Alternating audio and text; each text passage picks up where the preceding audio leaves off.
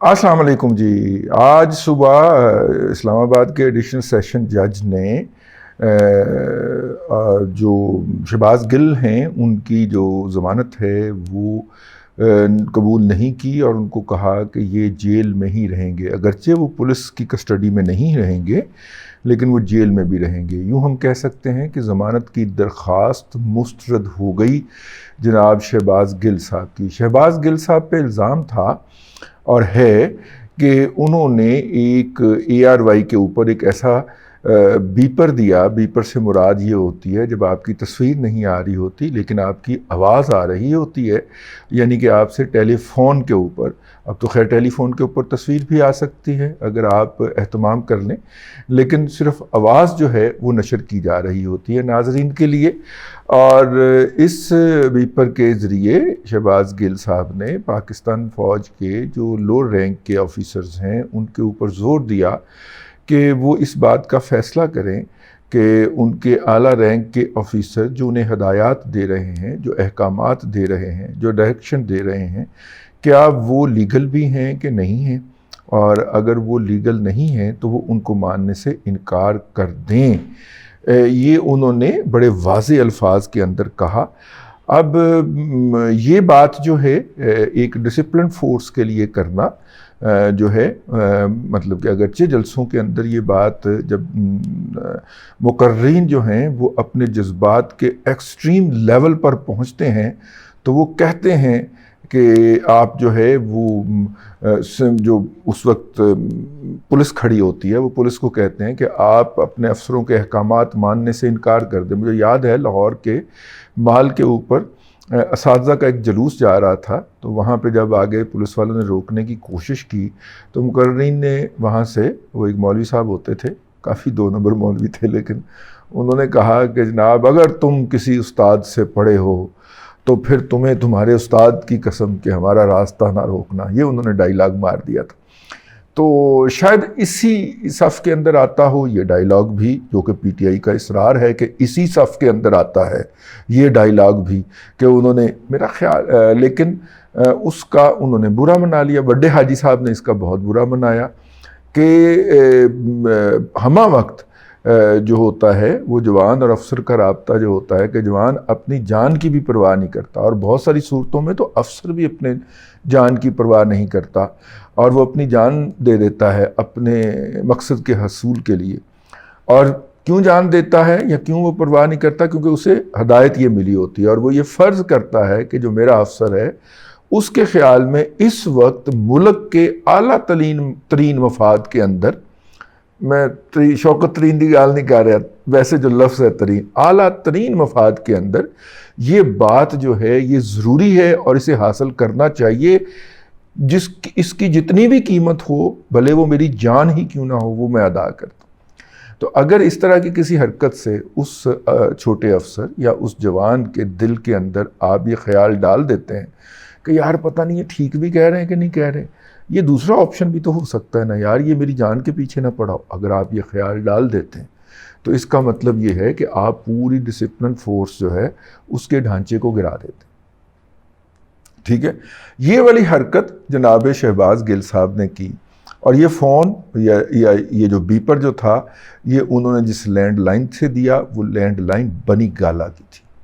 वैसे by the way वो जो हज़रत किबला शौकत तरीन साहब हैं जिनको बहुत सारे लोगों ने बहुत अरसे तक बना सवार के रखा है, पाकिस्तान की इस्टैब्लिशमेंट ने भी उनके काफ़ी बोदशो देवाए हैं, चीर शीर कढ़िया उनका भी, सर पे तेल लगा के और कहा कि मेरा चांद सा बेटा है, मेरा चांद सा लाल जो है, ये लाल को जिन्होंने संभाल के रखा है उन्हें भी खबर हो कि वो अंदर खबासत में वो शख्स जो है वो किस इंतहा तक जा सकता है।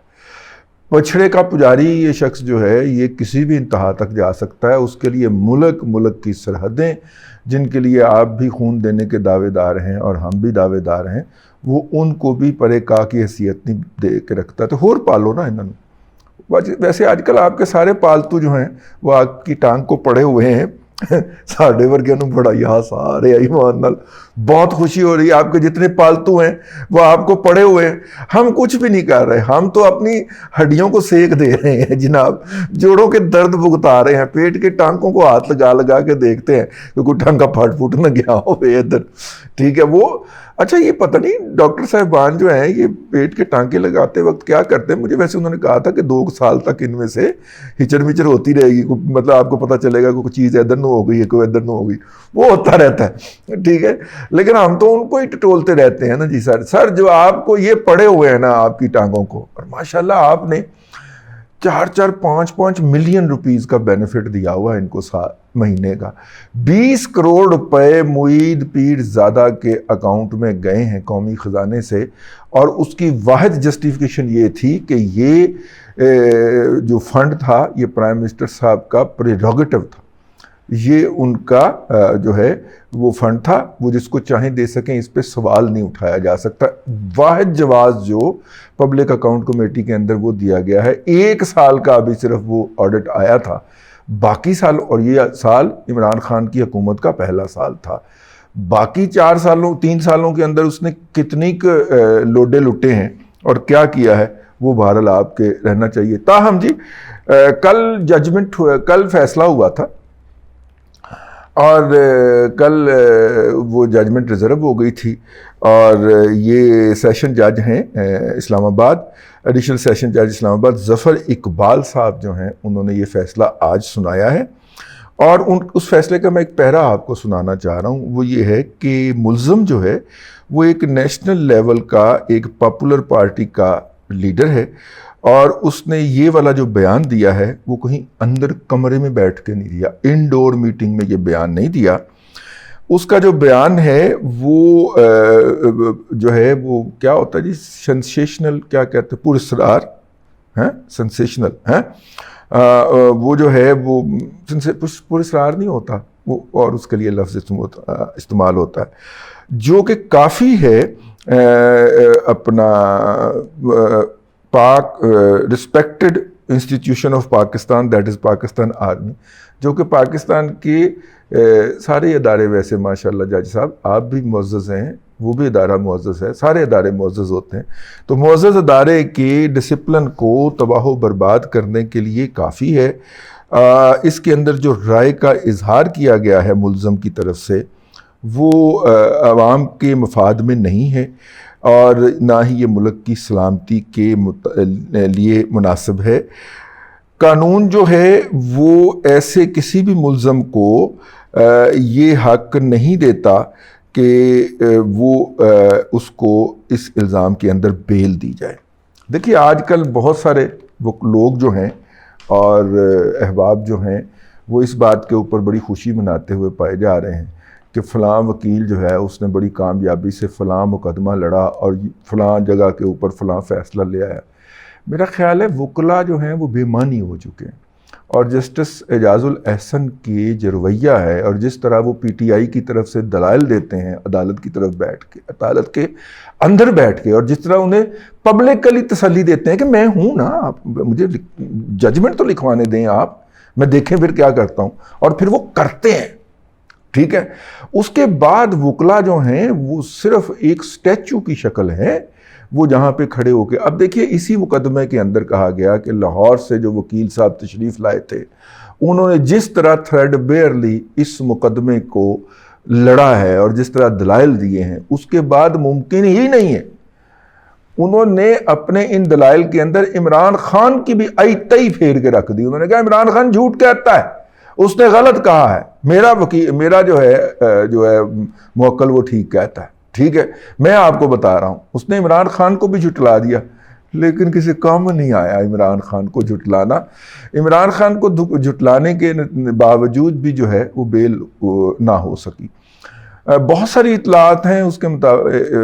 کے مطابق. ایک اطلاع یہ بھی ہے کہ ججمنٹ ریزرو کروائی گئی تھی اور ان کی جو ضمانت تھی شہباز گل کی وہ دیوار پر لکھی ہوئی تھی, ضمانت اس کی ہونی ہی ہونی تھی, اور شہباز گل نے آ کے اس فورس کو جوائن کرنا تھا جس کا کام بھونک نہ آئے. ٹھیک ہے, اور وہ لیکن وہ جو آڈیو لیک ہو گئی نا، اس کے بعد بہت ساری جگہوں کے اوپر چینج آف ہارٹ ہوا، تبدیلی ہوئی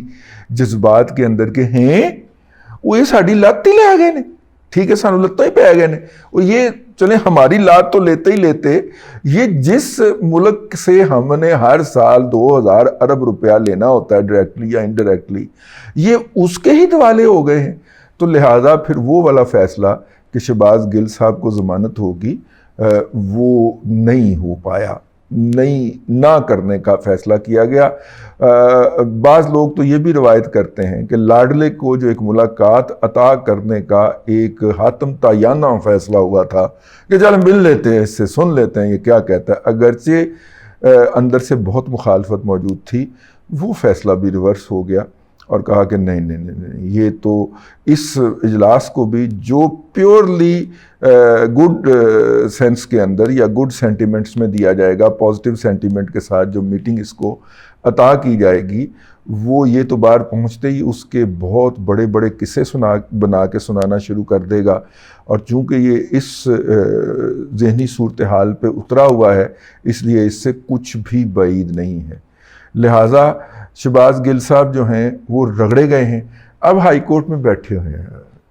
ہائی کورٹ کی مانتا جو ہے وہ دیکھیے ان کے لیے کب جاگتی ہے۔ آج ججمنٹ ملی ہے، اس کی اٹیسٹڈ کاپی آتے ہی اور اس کے لیے اس کے بنیاد کے اوپر ہائی کورٹ میں اپیل لکھتے ہی فائل ہو جائے گی۔ میرا خیال ہے